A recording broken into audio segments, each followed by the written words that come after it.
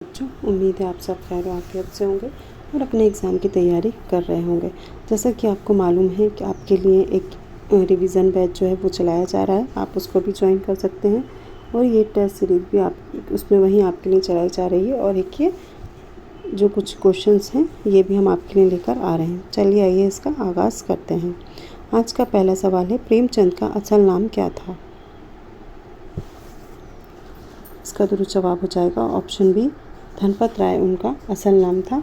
और बाद में उन्होंने प्रेमचंद के नाम से 1908 से लिखना शुरू कर दिया था, जब उन्होंने अपनी पहली जो उनकी तहरीक थी बड़े घर की बेटी वो लिखा था तब। अगला सवाल, प्रेमचंद का पैदाइशी मुकाम क्या था? इसका दुरुस्त जवाब हो जाएगा ऑप्शन बी, लम्ही। ये कहाँ पर है? ये है बनारस में। तो प्रेमचंद की जो पैदाइश है वो कब हुई थी? 31 जुलाई 1880। 31 जुलाई 1880 को कहाँ पर हुई थी? ये बनारस में लम्ही नाम का गांव है, वहाँ पर हुई थी, यूपी में।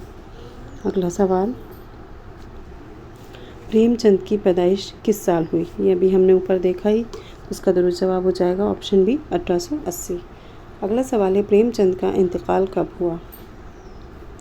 उसका दुरुस्त जवाब हो जाएगा ऑप्शन सी, 1936। जब इन्होंने रक्त पसंद तहरीक में जो उन्होंने जब हिस्सा लिया था और उसकी क्या की थी, इन्होंने वहाँ पर सदारत की थी।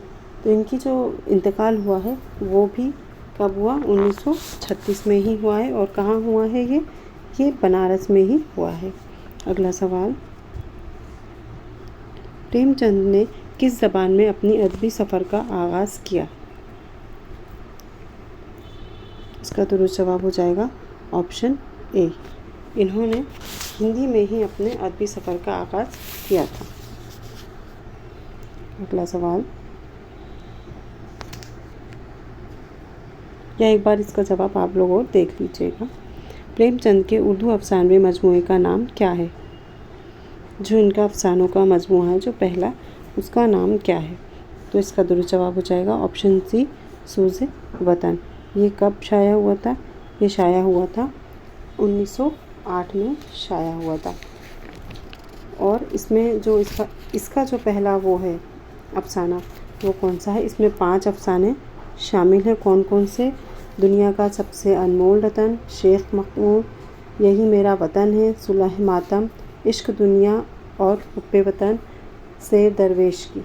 ये इसमें मतलब 5 जो हैं वो इसके ख़ास मतलब ये पहला वो है अफसानों का मजमूआ। और इसका पहला अफसाना कौन सा है? दुनिया का सबसे अनमोल रतन। अगला सवाल, सूज़े वतन किस साल शाया हुआ? ये अभी हमने देखा किस साल शाया हुआ ये। इसका दुरुस्त जवाब हो जाएगा ऑप्शन सी, 1908।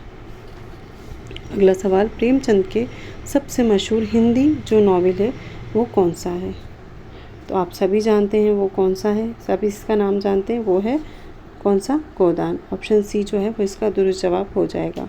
अगला सवाल, ईदगाह कहानी का मरकज़ी किरदार कौन सा है? इसका दुरुस्त जवाब हो जाएगा ऑप्शन बी, हामिद। अगला सवाल,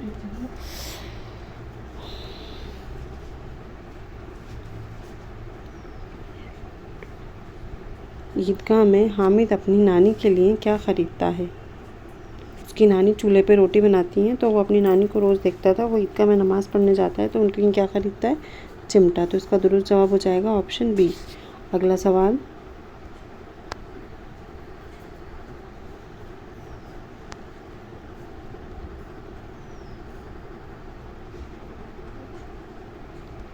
प्रेमचंद की तहरीरों का बुनियादी मौजू क्या था? प्रेमचंद जो थे वो गांव से जुड़े हुए थे, ज़मीन से जुड़े हुए थे, किसानों से जुड़े हुए थे, आवाम से जुड़े हुए थे। तो इसका दुरुस्त जवाब हो जाएगा ऑप्शन सी, आवामी दुख दर्द। कई बार ऑप्शन में ये भी आता है मतलब शहर की ज़िंदगी, रुमानी ज़िंदगी, तो आप देहाती ज़िंदगी, तो उसका दुरुस्त जवाब हो जाएगा क्या? देहात की ज़िंदगी, क्योंकि वो किसानों की ज़िंदगी से और देहात से उनका ख़ास और गहरा रिश्ता था। अगला सवाल, प्रेमचंद ने कितने नावल लिखे? इसका दुरुस्त जवाब हो जाएगा ऑप्शन सी, 15। उन्होंने कितने नावल लिखे थे? 15। इसरार मोहब्बत जो है वो उनका पहला नामुकम्मल नावल है। कौन सा? इसरार मोहब्बत, ये इनका पहला नामुकम्मल नावल है और इनका आखिरी भी जो नावल है मंगलसूत्र वो भी क्या है, वो भी नामुकम्मल ही है। इसरार मोहब्बत जो है वो 1903 में लिखा गया और 1905 तक ये शाया हुआ था। और उसके एक आवाज़ नाम का क्या बोलते हैं, आवाज़ खल्क एक रिसाला निकलता था, ये उसमें शाया हुआ था और फिर उसके बाद बंद हो गया था। अगला सवाल, प्रेमचंद ने कितने अफसाने लिखे? इसका दुरुस्त जवाब हो जाएगा ऑप्शन सी 300। अगला सवाल, कफन कहानी किन किरदारों पर मुबनी है? तो जो कफन जो है वो प्रेमचंद का शाहकार क्या है, नॉवेल है क्या अफसाना है? ये इनका शाहकार क्या है, एक नॉवेल है जिसमें इन्होंने क्या बताया है, एक उनकी बहू जो होती है, इसमें गेसु, बुधिया और माधव, ये 3 कैरेक्टर होते हैं, 3 इसमें किरदार होते हैं और उसको मरने के बाद एक कफन भी नहीं मिलता है। तो ये जो है ना, ये बहुत ख़ास और शाहकार नॉवेल है और शायद कि आप देखिएगा आपके सिलेबस में भी है। तो इसका दुरुस्त जवाब हो जाएगा ऑप्शन बी गेसु और माधु। अगला सवाल है, प्रेमचंद की तहरीरों में कौन सा रुझान नुमाया है? तो जैसा अभी मैंने आपको बताया था कि वो क्या बताना चाहते हैं, हकीकत निगारी पर, तो इसका दुरुस्त जवाब हो जाएगा ऑप्शन बी। अगला सवाल, प्रेमचंद ने किस ज़बान में सबसे आखिर में लिखना बंद किया था?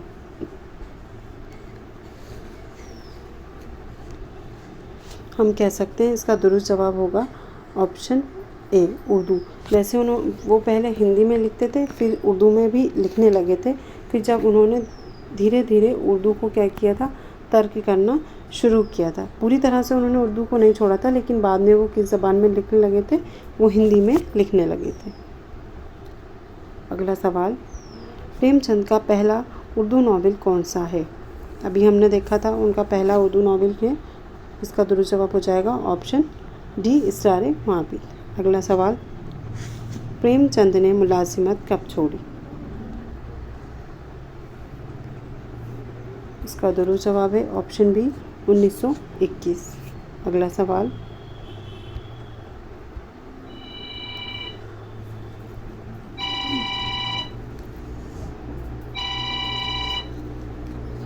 प्रेमचंद ने हंस नामे रिसाला कब जारी किया?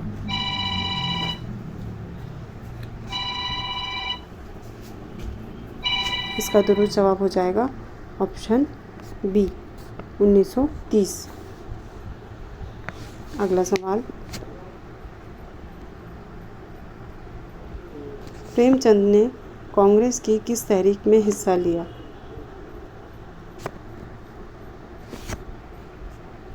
इसका दुरुस्त जवाब है ऑप्शन सी अदमो ताउन। ये इन्होंने गांधी जी को देखकर ये उनसे बहुत इम्प्रेस हुए थे, मुतासिर हुए थे, तो इन्होंने फिर अपनी नौकरी से क्या किया था, इस्तीफ़ा दिया था और ये फिर इसमें शामिल हो गए थे।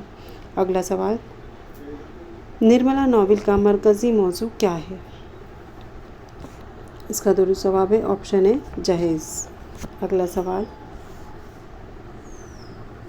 प्रेमचंद को अदब में क्या लक़ब दिया जाता है? प्रेमचंद जो है वो ज़्यादातर उन्होंने नावल भी लिखे और अफसाने भी लिखे, लेकिन वो अफसाने के लिए ज़्यादा मशहूर हैं, तो इन्हें हम अफसाने का बादशाह भी कह सकते हैं और अफसाने का क्या कह सकते हैं, शहंशाह भी कह सकते हैं। अगला सवाल, पूस की रात में दिखाया गया किरदार कौन सा है? तो मैंने आपको बताया कि इनके ज़्यादातर नावल हो या अफसाने हो, कहानियों में आपको किसान, खेत खलिहान, देहात की ज़िंदगी का मौजू दिखेगा, तो इसका दुरुस्त जवाब हो जाएगा ऑप्शन बी किसान। अगला सवाल,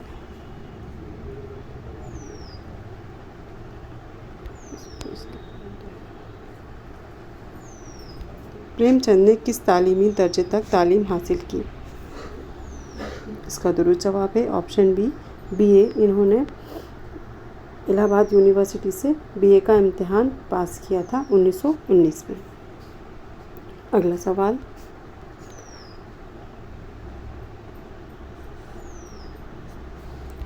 बासारी बीवी ये किस पर मुबनी है?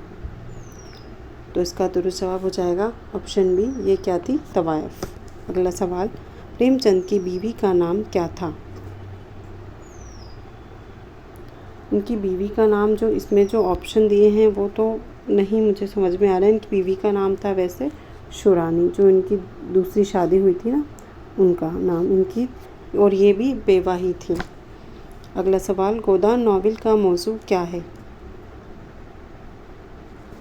इसका दुरुस्त जवाब हो जाएगा ऑप्शन बी, किसान की ज़िंदगी। अगला सवाल, रंगभूमि नॉवेल का हीरो कौन है? इसका दुरुस्त जवाब है ऑप्शन सी, सूरदास। अगला सवाल, प्रेमचंद ने इब्तिदाई नौकरी कहाँ की? इसका दुरुस्त जवाब है ऑप्शन ए, टीचर की। अगला सवाल, बेवा कहानी में दिखाया गया मसला क्या है? समाजी बाइकाट, बेवाओं की ज़िंदगी। उसका दुरुस्त जवाब हो जाएगा ऑप्शन बी, इसमें क्या दिखाया गया है? बेवाओं की ज़िंदगी। अगला सवाल, प्रेमचंद का ताल्लुक़ किस मज़हब से था? इसका दुरुस्त जवाब हो जाएगा ऑप्शन सी, हिंदू। अगला सवाल, प्रेमचंद ने किस रिसाले की इदारत की? इसका दुरुस्त जवाब है ऑप्शन बी, हंस। अगला सवाल, प्रेमचंद ने उर्दू को कब तर्क किया? उन्होंने उर्दू को तर्क तो नहीं किया था, लेकिन वो 1914 से हिंदी की तरफ आ गए थे, हिंदी में लिखने लगे थे। तो इसका दुरुस्त जवाब हो जाएगा ऑप्शन सी। अगला सवाल, प्रेमचंद के वालिद का पेशा क्या था? इसका दुरुस्त जवाब है ऑप्शन बी, पोस्ट मास्टर। इनके वालिद क्या थे? पोस्ट मास्टर थे। अगला सवाल, कफन का बुनियादी पैगाम क्या है? तो इसका दुरुस्त जवाब हो जाएगा ऑप्शन टू, गुर्बत और बेबसी। मतलब ये बताया गया है कि उसको मरने के बाद भी गरीबी की वजह से, गुर्बत की वजह से क्या नहीं मिलता? कफन नसीब नहीं होता। इस कहानी में ये बताया। प्रेमचंद ने तर्जुमा भी किया है, किस ज़बान से किया है? तो इसका दुरुस्त जवाब हो जाएगा ऑप्शन है, इन्होंने अंग्रेज़ी से किस में किया? हिंदी में। अगला सवाल, निर्मला का अंजाम क्या होता है? इसमें ऑप्शन मतलब उसकी एट लास्ट आखिरी में उसकी मौत ही हो जाती है बीमारी की वजह से, पर इसमें दिया है शादी, खुदकुशी, फरार, कत्ल, पर उसकी क्या होती है? मौत हो जाती है। वो किस वजह से? बीमारी की वजह से। अगला सवाल, प्रेमचंद की अदबी ज़बान की सबसे बड़ी खूबी क्या है? इसका दुरुस्त जवाब हो जाएगा ऑप्शन बी, सादा, हकीकत पसंद ज़बान। वो जब लिखते हैं अपनी कहानियाँ, किस्से, तो बहुत ही सादा और सलीस, बिल्कुल देहाती जो अल्फाज होते हैं उनको इस्तेमाल करते हुए सादा अल्फाज का इस्तेमाल ज़्यादा करते हैं, जिससे पढ़ने वाले को ये सब बहुत अच्छे से समझ में, जितने भी कहानी किस्से हैं वो पढ़ने वाले को बहुत आराम से और अच्छे से क्या हो, समझ में आ जाए। अगला सवाल,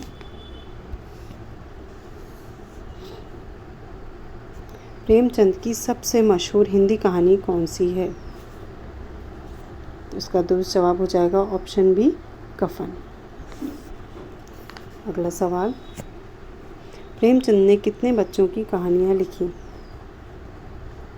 इसका जवाब भी आप एक बार चेक कर लेना। वैसे इसका जवाब ऑप्शन बी दुरुस्त है, पर आप इसको एक बार देख लीजिएगा।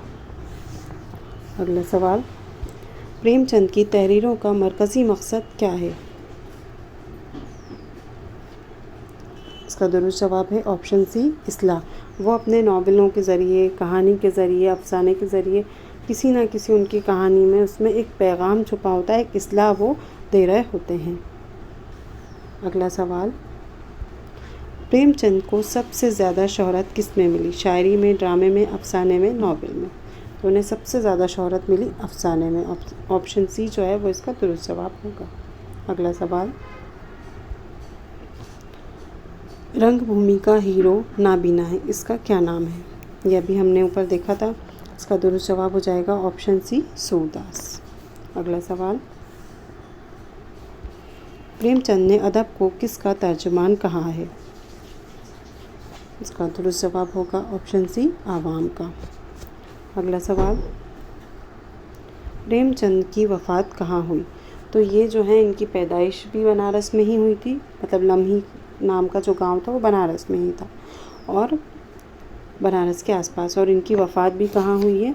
इनकी वफ़ात भी बनारस में ही हुई है। कब हुई है? 18 अक्टूबर 1936। कब हुई? इसका दुरुस्त जवाब है ऑप्शन है 18 अक्टूबर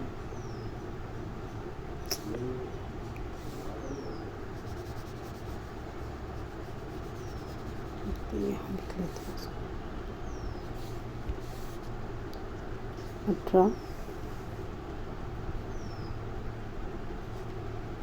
अक्टूबर 1936 को बनारस में ही हुई थी। अगला सवाल,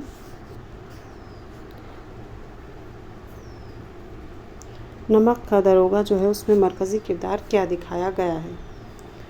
तो इसका दुरुस्त जवाब होगा ऑप्शन सी ईमानदारी दिखाता है। क्या करता है वो? ईमानदारी को दिखाता है। अगला सवाल, प्रेमचंद के सबसे ज़्यादा नावल किस तबके पर लिखे गए हैं? ये मैंने आपको बताया था अभी कि वो ज़्यादातर देहाती, किसानी, इस टाइप के मौजू मज़दूर उनके उसमें होते थे, तो कहानियों में, नावलों में। तो इसका दुरुस्त जवाब होगा ऑप्शन बी देही आवाम। अगला सवाल और इस सवालनामे का आखिरी सवाल, प्रेमचंद का सबसे आखिरी मुकम्मल नावल कौन सा है? तो इसका दुरुस्त जवाब हो जाएगा ऑप्शन बी गोदान। और इनका नामुकम्मल नावल कौन सा है? पहला और आखिरी, पहला इसरार मोहब्बत और आखिरी जो है वो है मंगलसूत्र। ये दोनों क्या हैं? ये दोनों नामुकम्मल हैं और जो मुकम्मल है वो कौन सा है? गोदान है। तो उम्मीद करते हैं बच्चों कि ये जो सवाल थे ये आपको समझ में आए होंगे। और अगर आप रिवीज़न बैच से जुड़ना चाहते हैं तो आपके लिए रिवीज़न बैच भी चलाया जा रहा है, आप उससे ज्वाइन कर सकते हैं। उसकी क्लास सुबह 8 बजे से होती है। शुक्रिया।